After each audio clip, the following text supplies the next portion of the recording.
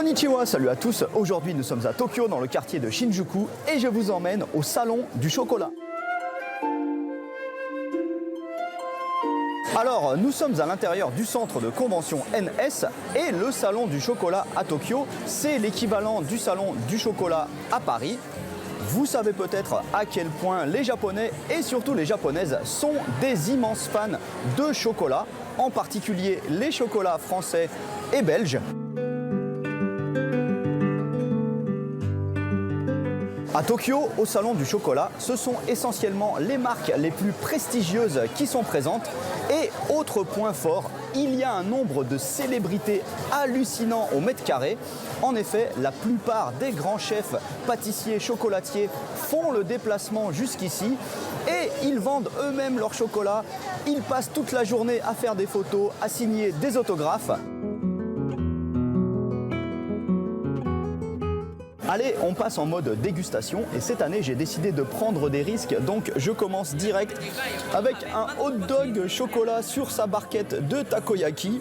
Dedans il y a une saucisse avec de la moutarde, de la sauce chili épicée avec du chocolat dedans et en plus il rajoute de la poudre de chocolat et un carreau de chocolat et le résultat de tout ça est vraiment pas terrible, mais alors pas terrible du tout. Bon, après le désastre du hot dog chocolat, il me faut une injection de vrai chocolat. Du coup, là, je suis sur le stand du chef Hideaki Saludate, qui a une pâtisserie-chocolaterie à Tokyo qui s'appelle Ma Prière. Quel joli nom! Et c'est la toute première fois que je bois un granita version chocolat. Mais attention, hein, dans celui-ci, il y a 70% de cacao. Alors du coup, il coûte 5,50 €, mais ça les vaut,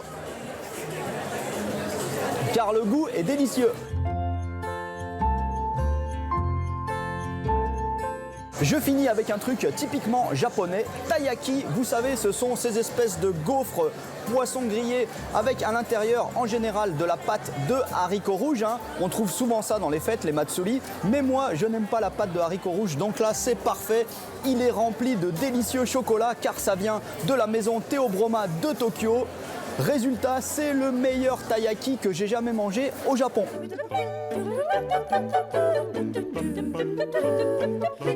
Voilà, à part le hot dog, ce salon était génial. Et en plus, comme il n'y a pas beaucoup de clients français, j'ai discuté avec Frédéric Cassel et il m'a carrément offert un de ces délicieux millefeuilles. Monsieur Cassel, c'est le big boss des millefeuilles, donc je suis hyper content.